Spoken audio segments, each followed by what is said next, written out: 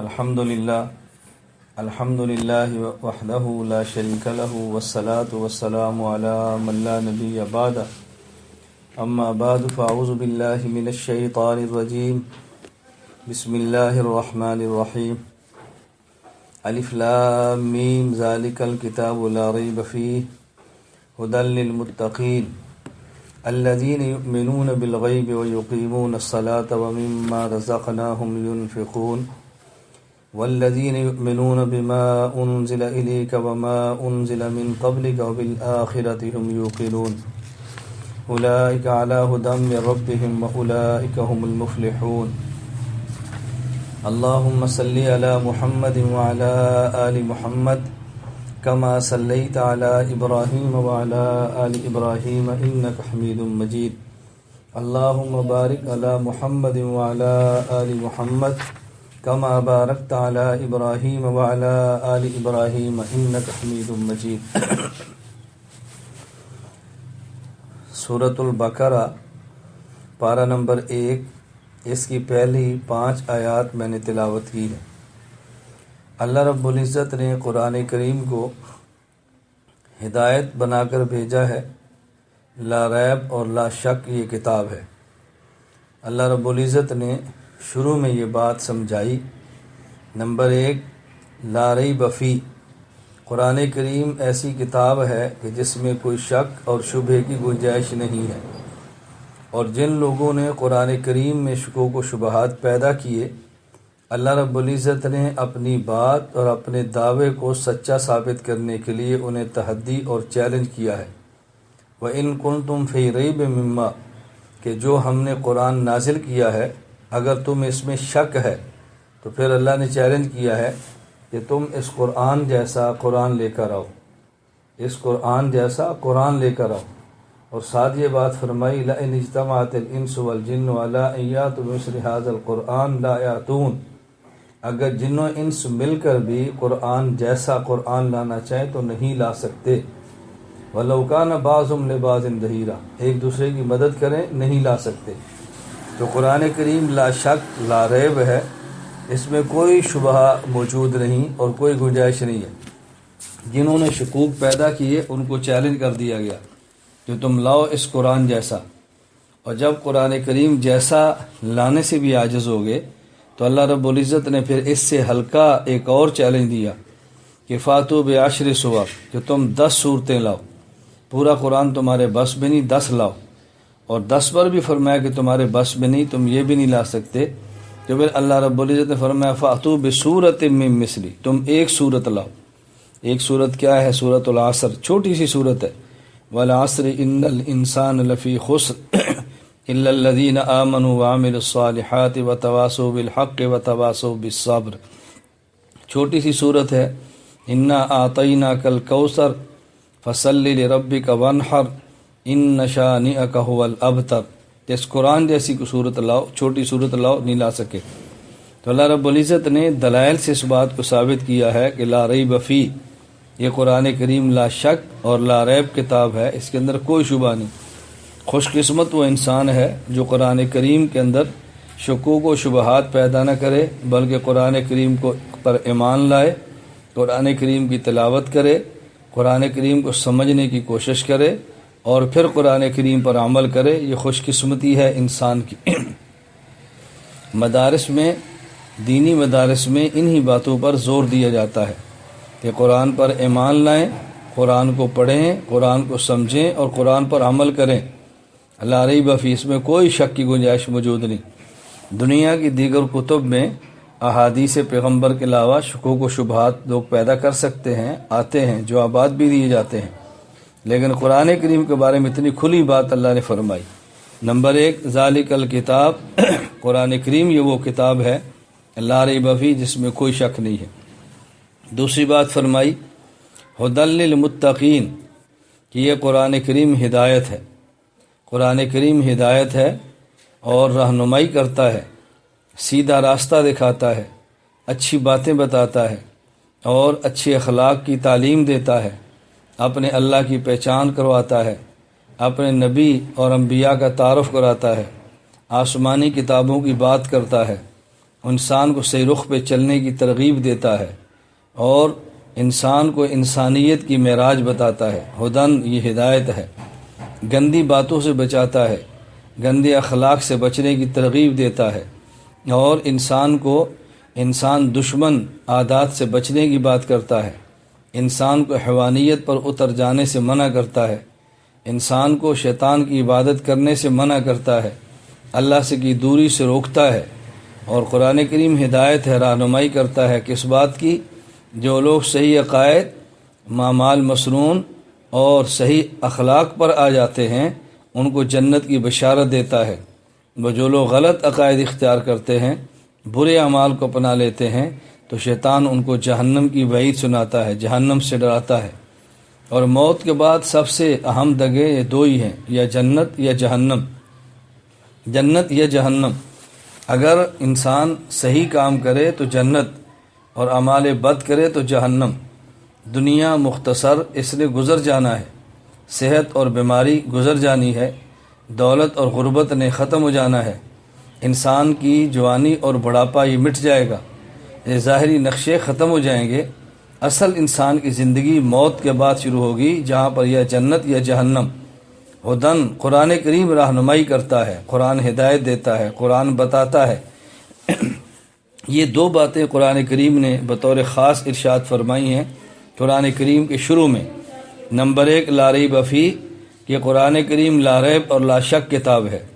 Number 2 ہدن، قرآن کریم ہدایت دینے والی اور رہنمائی کرنے والی کتاب ہے۔ معلوم ہوا کہ جو لوگ قرآن میں شک پیدا کرتے ہیں یا شک رکھتے ہیں وہ قرآن کو سمجھے نہیں ہیں، اور جو قرآن پڑھ بھی کر بھی گمراہ ہوتے ہیں تو وہ قرآن کو سمجھے نہیں ہیں۔ قرآن کریم یضل بھی کثیرا و یہدی بھی کثیرا، کہ جو شخص قرآن کریم کی ترتیب پر پڑھتا ہے، قرآن کریم کو اصولوں سے سمجھتا ہے اور قرآن کی شرح خود کرنے کی بجائے رسول اللہ صلی اللہ علیہ وسلم، صحابہ کرام، ائمہ سے رجوع کرتا ہے، قرآن سے اس کو ہدایت ملتی ہے۔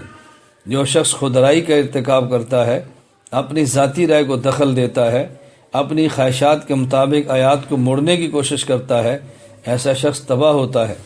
اور عجیب بات یہ ہے کہ جو شخص بھی دین کی بات کرتا ہے، اچھے یا برے کی، وہ قرآن سے بات شروع کرتا ہے، جن کے بارے میں اللہ رب العزت نے سورہ آل عمران میں فرمایا، اما الذین فی قلوبہم زیغ فیتبعون ما تشابہ منہ ابتغاء الفتنہ وابتغاء تاویلہ، کہ بعض لوگ وہ ہیں جن کے دل ٹیڑے ہیں، جن کے دل کج ہیں، اور جو ہدایت پر چلنا اور چلانا نہیں چاہتے، تو قرآن کریم کو لیتے ہیں لیکن کن آیات کو؟ ما تشابہ کے دو معنی ہیں، ایک معنی شبہن سے اور ایک معنی شبہاتن سے۔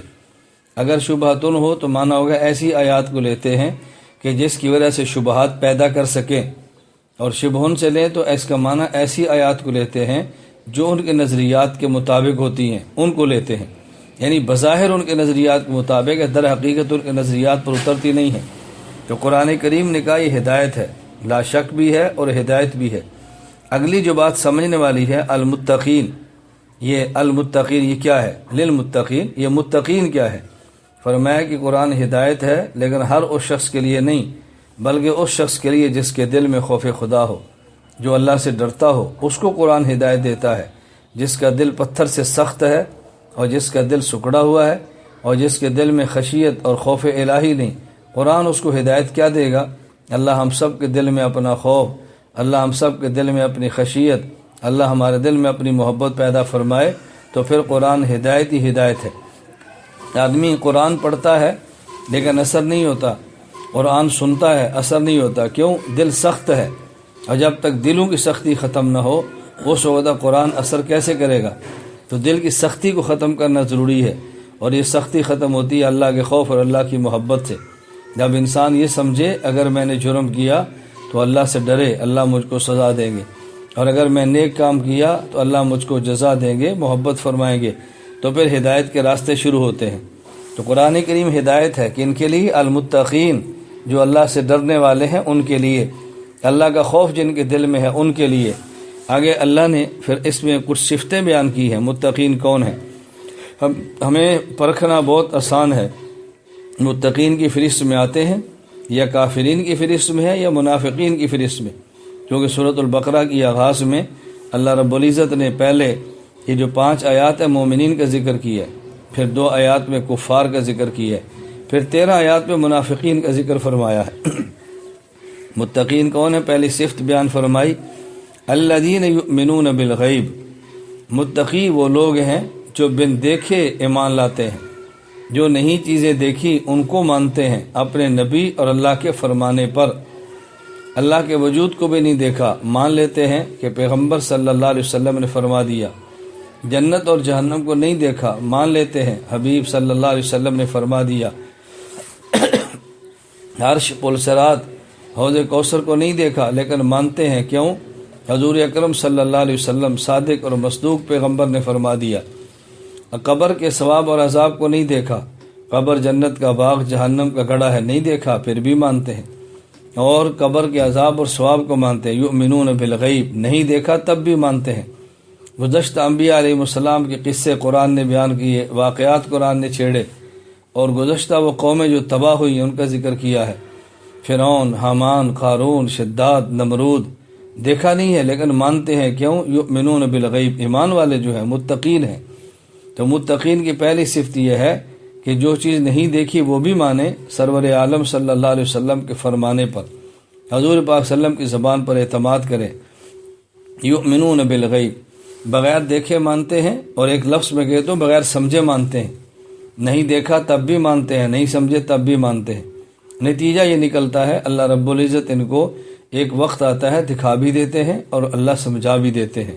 کبھی کبھی دکھا دیتے ہیں اور سمجھا تو پھر دیتے ہی اللہ، لیکن اس کو سمجھنے اور دیکھنے پر موقوف نہ رکھے، اس پر انتظار نہ کرے، جب سمجھ آئے گا تو پھر مانوں گا، نظر آئے گا تو پھر مانوں گا۔ یہ اسلامی نظریہ ہرگز نہیں ہے۔ اگر کسی چیز کو دیکھا اور مان لیا، یہ ایمان بالغیب نہیں ہے، یہ ایمان بالمشاہدہ ہے، اور مشاہدات کے ساتھ ماننے کو ایمان نہیں کہتے، بن دیکھے مان لینے کو ایمان کہتے ہیں۔ تو متقین کی پہلی صفت بیان کی ہے الذین یؤمنون بالغیب، جو بن دیکھے مان لیتے ہیں۔ دوسری صفت بیان کی ہے وَيُقِيمُونَ الصَّلَاةَ، متقین وہ ہیں جو نماز کی پابندی کرتے ہیں، وہ متقین ہیں، نماز کی پابندی کرتے ہیں۔ رات دیر سے سوئے ہیں، تھکے ہوئے ہیں، نیند کا غلبہ ہے، اٹھنے کو دل نہیں کرتا لیکن اٹھتے ہیں، کیوں؟ متقین ہیں، اللہ سے ڈرتے ہیں، خدا کے خوف میں سب چیزیں چھوڑ دی، نماز پڑھ لی ہے۔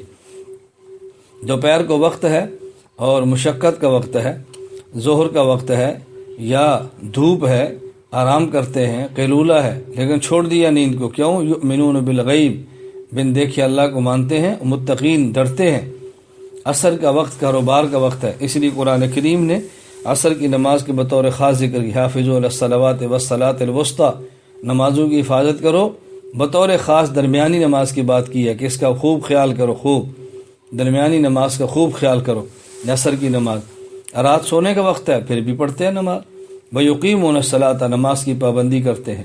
قرآن کریم میں ہے کہ نماز یہ ان لوگوں پر بہت ہلکی ہے جو لوگ خشوع کرتے ہیں، ڈرتے ہیں، اور ظاہر ہے ان پر بھاری ہے یہ لوگ جو خشوع نہیں کرتے۔ اِنَّهَا لَكَبِيرَةٌ إِلَّا عَلَى الْخَاشِعِينَ، نماز متقی پر بہت ہلکی ہے، نماز منافق پر بہت بوجھ ہے، منافق کے بس میں نماز نہیں ہے۔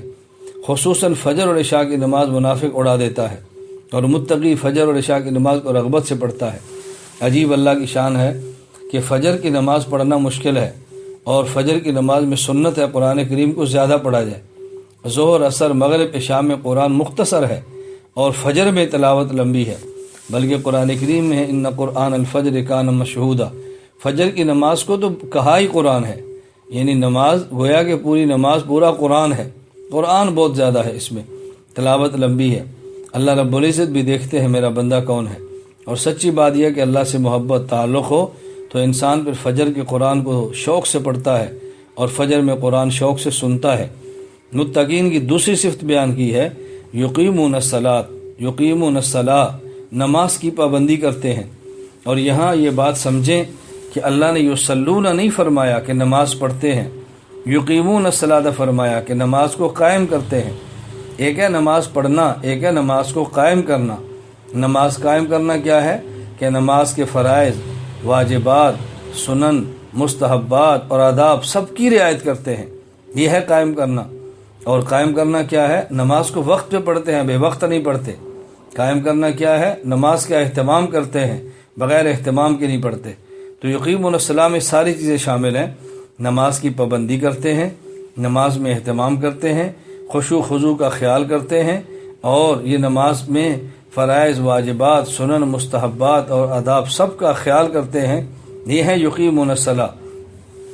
تیسری صفت بیان کی ہے وَمِمَّا رَزَقْنَاهُمْ يُنْفِقُونَ، جو ہم نے دیا ہے اس میں سے اللہ کے راستے میں خرچ کرتے ہیں۔ عجیب قرآن کریم کی ترتیب ہے، اللہ رب العزت اتنا پیاری بات فرماتے ہیں، انسان میں تھوڑی سی بھی عقل ہو تو بات دل میں اتر جاتی ہے۔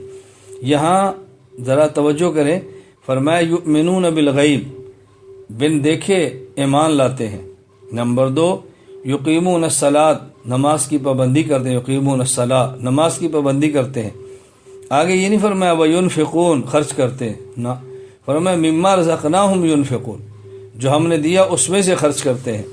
گویا اللہ پاک نے یہاں 2 باتیں بڑی اہم سمجھائی ہیں۔ پہلی ما رزقناہم، کہ جو تم خرچ کرتے ہو یہ تمہارا مال نہیں ہے، یہ تو ہمارا مال ہے، ہم نے تمہیں دیا ہے، تم اپنی جیب سے تھوڑا ہی خرچ کرتے ہو۔ اس کی مثال سمجھیں تاکہ بات سمجھنا آسان ہو۔ جس طرح والد ٹافیاں لائے اور لا کر اپنے بیٹے کو دے، اور 1 کلو ٹافیاں ہوں، اس میں سے کہے بیٹا یہ 2 ٹافیاں کسی کو دے دو، 100 ٹافی لائے اور کہہ دے 2.5 ٹافی فلاں بچے کو دے دو، اب بیٹا کہتا ہے میں نہیں دیتا، تو کتنا غصہ آتا ہے۔ بھائی ہم نے 100 ٹافی دی ہے اور ہم تمہیں کہتے ہیں کہ 2.5 ٹافی فلاں کو دے دو اور اس پر پھر تمہیں اور دیں گے، وہ نہیں دیتا تو باپ کو تکلیف ہوتی ہے۔ اللہ رب العزت کو تکلیف تو نہیں ہوتی، اللہ ان چیزوں سے پاک ہیں، لیکن ہے تعجب کی بات کہ 100 روپیہ کس نے دیا؟ اللہ نے، اور وہ پورا سال پڑا رہا، کام بھی نہیں آیا، اب فرمایا کہ اس میں سے 2.5 روپے میرے نام پہ غریب کو دے دو، ہمیں تکلیف ہوتی ہے، نہیں دیتے۔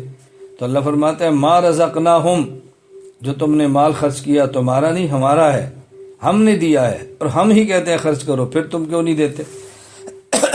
اور دوسری بات فرمائی مما، من فرمایا، ما رزقناہم اور پہلے فرمایا من، مما رزقناہم، ایک تو مال ہم نے دیا یہ سوچو، اور دوسرا پھر ہم نے یہ نہیں کہا جو ہم نے دیا سارا خرچ کر ڈالو، فرمایا مما، اس میں سے تھوڑا سا خرچ کر دو، تھوڑا سا، سارا تو ہم مانگتے ہی نہیں ہیں، تھوڑا سا۔ عجیب بات یہ ہے اللہ پاک نے متقین اسے نہیں فرمایا جو سارا مال خرچ کر دیں، متقین فرمایا جو اللہ کے دیے میں سے تھوڑا سا خرچ کر دیں۔ اللہ پاک نے کتنا کرم کا معاملہ فرمایا اور نرم فرما دیا۔ اللہ اگر یہی فرما دیتے کہ متقین وہ لوگ ہیں جو ہم نے دیا وہ سارا خرچ کرتے ہیں، بتاؤ اس پہ عمل کون کرتا؟ اس پہ عمل کرنے والا شخص شاید ایک ہی نظر آتا جس کو ابو بکر صدیق رضی اللہ عنہ کہتے ہیں۔ کیوں؟ انہوں نے پورا مال اللہ کے نبی کے حوالے کر دیا، پورا مال۔ رسول اللہ صلی اللہ علیہ وسلم نے فرمایا کہ ہمیں غزوہ تبوک پہ جانا ہے، مال چاہیے، حضرت عثمان غنی نے 1000 اونٹ دے دیا، حضرت عمر بن خطاب نے آدھا گھر دے دیا، اور صدیق اکبر نے سارے گھر کا پورا سامان نبوت کے قدموں میں ڈھیر کر دیا۔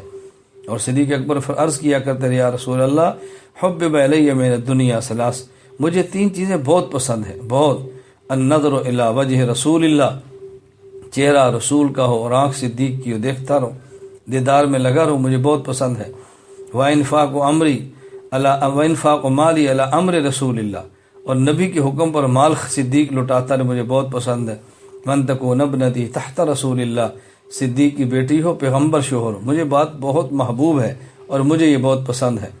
اب آپ اندازہ کریں صدیق اکبر کے علاوہ تلاش کریں کون ایسا بندہ ملے گا، 2-4 تلاش کرنے سے مل بھی جائیں، لیکن اللہ نے یہ نہیں فرمایا کہ متقی وہ ہے جو سارا مال لے دے، متقی وہ ہے مما رزقناہم ینفقون، جو ہمارے دیے میں سے تھوڑا سا خرچ کر دے، بس ہم اس کو متقین شمار کریں گے، ہم سمجھیں گے ہم سے ڈرتا ہے، ہم سمجھیں گے ہم سے خوف کھاتا ہے۔ اب آپ بتاؤ جو سال بعد اللہ کے دیے میں سے 40واں حصہ 100 میں سے 2.5 دینے کے لیے بھی تیار نہ ہو، کس قدر یہ ظالم اور کس قدر یہ سخت دل انسان ہے۔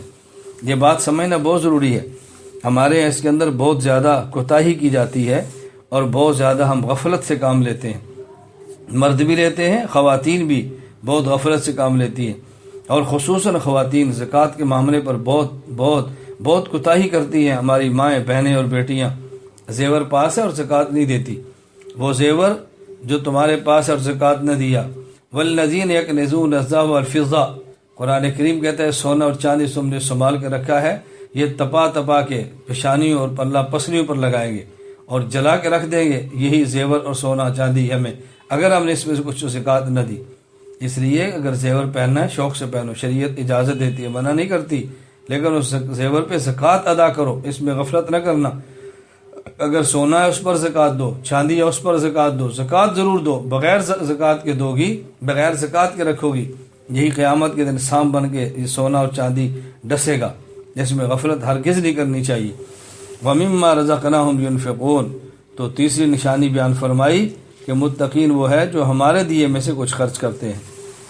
چوتھی، وَالَّذِينَ يُؤْمِنُونَ بِمَا أُنزِلَ إِلَيْكَ وَمَا أُنزِلَ مِن قَبْلِكَ، متقین کی چوتھی نشانی یہ ہے کہ وہ لوگ ایمان لاتے ہیں اس قرآن پر جو رسول اللہ صلی اللہ علیہ وسلم پہ نازل ہوا، اور ایمان لاتے ہیں ان کتابوں پر جو پہلے نبیوں پہ نازل ہوئی۔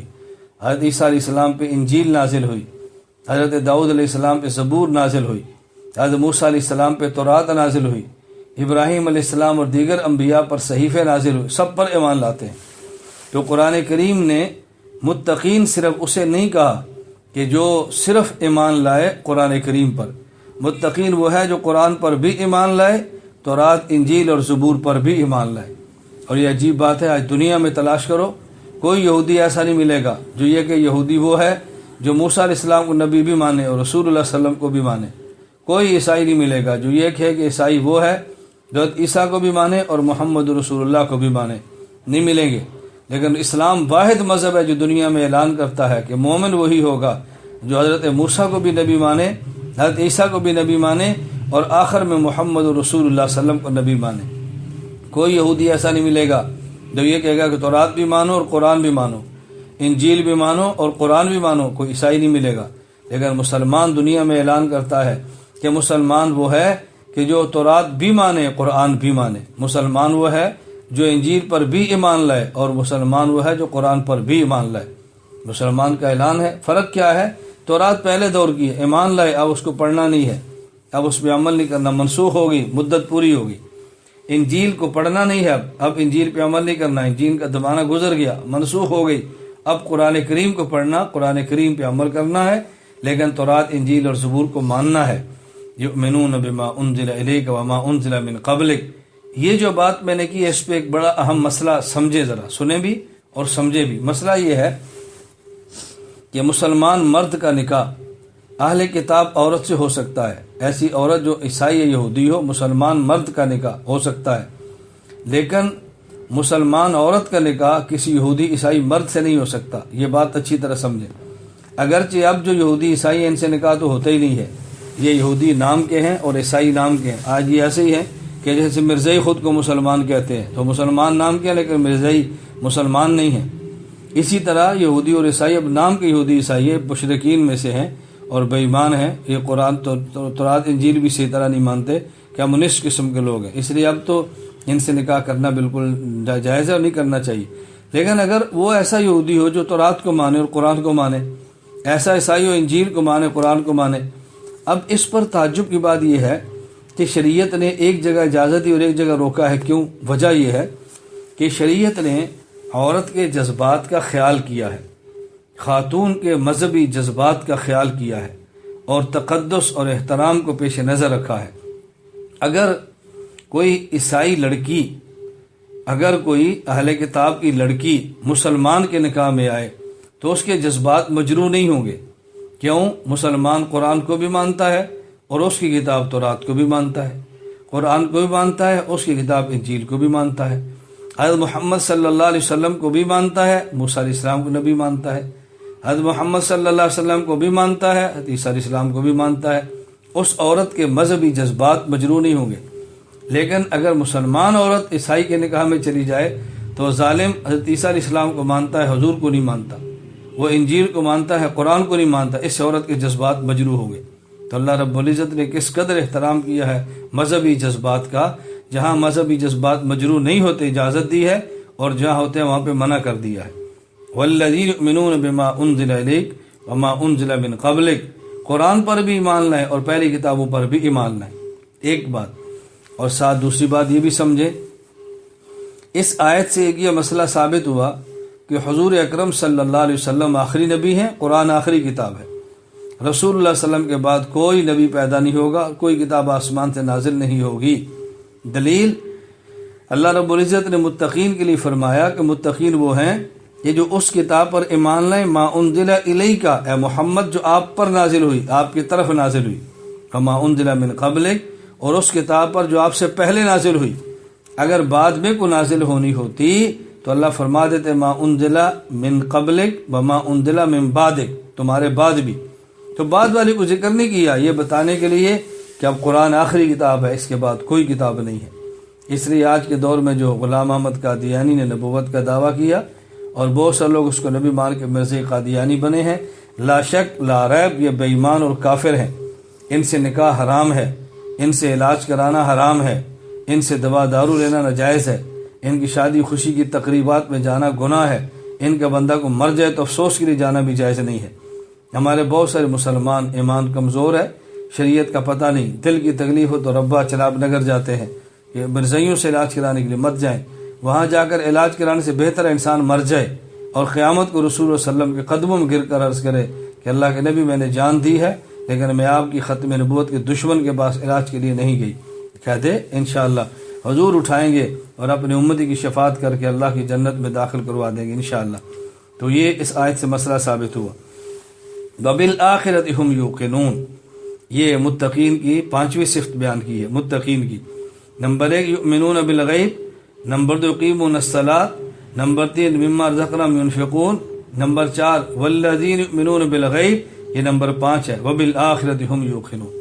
اور متقین کی پانچویں صفت کیا ہے کہ یہ لوگ آخرت کو مانتے ہیں، اور یہاں یوقنون فرمایا، یوقنون، یومنون فرمانا بھی کافی تھا لیکن یومنون کا کھل کر مانا یوقنون کیا کہ وہاں گمان کافی نہیں ہے، یقین ضروری ہے، یقین کے ساتھ مانے، حتمی درجے میں مانے، اس میں کوئی شک کی گنجائش نہ ہو، شبے کی گنجائش نہ ہو، ان کا عقیدہ ہو مرنا ہے، مرنے کے بعد قبر میں سوال ہونے ہیں، اچھا جواب ہے تو جنت کی خوشبو ہے، غلط جواب ہے تو جہنم کی بو ہے، اور قبر یا جنت کے باغوں میں سے باغ ہے، القبر روضۃ من ریاض الجنہ، یا جہنم کے گڑھوں میں سے گڑھا ہے، او حفرۃ من حفر النار، یہ ماننا ضروری ہے۔ پھر اس کے بعد میدان معاشر کو مانے، حساب کتاب کو مانے، رسول اللہ صلی اللہ علیہ وسلم کا حوض کوثر مانے، نبی کی شفاعت مانے، اللہ کے عرش کا سایہ مانے، اور وہاں پہ اگر اچھے اعمال ہیں تو اچھا بدلہ اور برے اعمال ہیں تو برا جہنم، اس کو مانے، درمیان میں پل صراط کو مانے، پھر جنت اور جہنم کا وجود مانے، وبالآخرۃ ہم یوقنون۔ تو یہ فرمایا کہ آخرت پر یقین رکھتے ہیں۔ دیکھیں یومنون کا معنی یقین ہے، لیکن یہاں اللہ نے مزید بات کو کھولنے کے لیے یومنون کی بجائے یوقنون فرمایا، یقین کے ساتھ مانے، یقین کے ساتھ، شک شبے میں نہ پڑیں، شاید مائد کو چھوڑیں، شاید کا نام ایمان نہیں ہے، شاید کا نام ایمان نہیں ہے، ایمان یقین اور جزم کا نام ہے، کہ بالکل یہ بات کہ ہم اس بات کو مانتے ہیں۔ یہ 5 صفتیں بیان فرمائیں، اور آگے اللہ رب العزت نے پھر نتیجہ کتنا پیارا فرمایا، اولئک علی ھدی من ربہم، شروع میں کیا فرمایا تھا، ذالک الکتاب لا ریب فیہ، لا ریب فیہ، ھدی، یہ ہدایت ہے متقین کے لیے۔ متقین کی 5 صفتیں بیان فرمائی، فرمایا اولئک علی ھدی من ربہم۔ اگر یہ 5 چیزیں مانتے ہیں، 5 چیزوں کا اعتراف کرتے ہیں تو یقین کر لو اپنے رب کی طرف سے ہدایت پر ہیں، اولئک ھم المفلحون۔ سبحان اللہ، کتنی بہترین بات کیا کہ اللہ نے اس بات کو ختم کیا ہے۔ فرمایا یہ 5 چیزیں مانتے ہیں۔ نمبر 1 یؤمنون بالغیب، نہیں دیکھا نبی کے فرمانے پر مانتے ہیں۔ نمبر 2 یہ لوگ نمازوں کی پابندی کرتے ہیں۔ نمبر 3 ہمارے دیے میں سے خرچ کرتے ہیں۔ نمبر 4 یہ لوگ اللہ کے نبی پر اترنے والی کتاب اور پہلی کتابوں پر ایمان لاتے ہیں۔ نمبر 5 آخرت کو مانتے ہیں۔ 5 کام کریں، اولئک علی ھدی من ربہم، یہی لوگ ہیں اپنے رب کی طرف سے ہدایت پر ہیں، اب ان کو یقین ہونا چاہیے، شک میں نہ رہیں۔ اولئک ھم المفلحون، اور فرمایا کامیاب بھی یہی ہوں گے، کامیاب بھی یہی ہوں گے، دنیا میں بھی کامیاب، آخرت میں بھی کامیاب، یہاں بھی کامیاب، وہاں بھی کامیاب۔ دنیا کی کامیابی، آخرت کامیابی اس بات کے اندر ہے کہ انسان متقی بن جائے، تقوی اختیار کرے، اللہ سے ڈرے، خوف اختیار کرے، خوف، بس اس کا اہتمام کرے، یہی کامیابی ہے۔ دوسرے مقام پر اللہ رب العزت نے فرمایا فمن زحزح عن النار وادخل الجنہ، جس کو جہنم سے بچا کے جنت میں داخل کر دیا گیا، بس سمجھو وہ کامیاب ہو گیا۔ اللہ رب العزت ہمیں ان سب چیزوں کو ماننے کی توفیق دے، تقوی کی نعمت عطا فرمائے، ایمان کی دولت عطا فرمائے، اللہ دنیا آخرت میں کامیابی عطا فرمائے۔ ہماری ہر ماں، ہماری ہر بہن، ہماری ہر بیٹی یہ ذہن بنائے کہ ہم نے دین سیکھنا ہے اور اس پر عمل کرنا ہے۔ بڑی ہوگی یہ نہیں پڑھ سکی، اپنی بچیاں داخل کراؤ، بچیوں کو دین پڑھاؤ، قرآن کا علم دو، دین کی دولت دو، یہ آپ کے لیے سرمایہ ہے۔ اللہ ہمیں یہ باتیں سمجھنے کی توفیق عطا فرمائے۔ وآخر دعوانا ان الحمدللہ رب العالمین۔ دعا کر لیں۔ الحمدللہ رب العالمین والصلاة والسلام علی رسولہ وعلی آلہ وصحابہ اجمعین۔ اے مولا کریم ہم سب کے گناہوں کو معاف فرما دے، خطاؤں سے درگزر فرما دے، جائز حاجات کو پورا فرما دے، بیماروں کو صحت عطا فرما دے، مقروضوں کے قرض ادا فرما دے، بے اولادوں کو نیک اولاد عطا فرما دے، جن کی اولاد ہے اللہ ان کو والدین کی آنکھوں کی ٹھنڈک بنا دے۔ اللہ اس مدرسے کو شاد اور آباد فرما دے۔ اے اللہ اس مدرسے کے ساتھ جو کام جاری ہے اپنے کرم سے اس کے اسباب پیدا فرما دے۔ بچیوں کا مدرسہ بہت بڑا وسعت والا بنا دے۔ اللہ یہاں کی بچیوں سے دین کا کام لے لے، پڑھانے والیوں کو اللہ تو جزائے خیر عطا فرما دے، جو دعائیں مانگی اپنے کرم سے قبول فرما لے۔ وصلی اللہ تعالی علی رسول خیر خلقہ محمد وآلہ وصحابہ اجمعین برحمتک یا ارحم الراحمین۔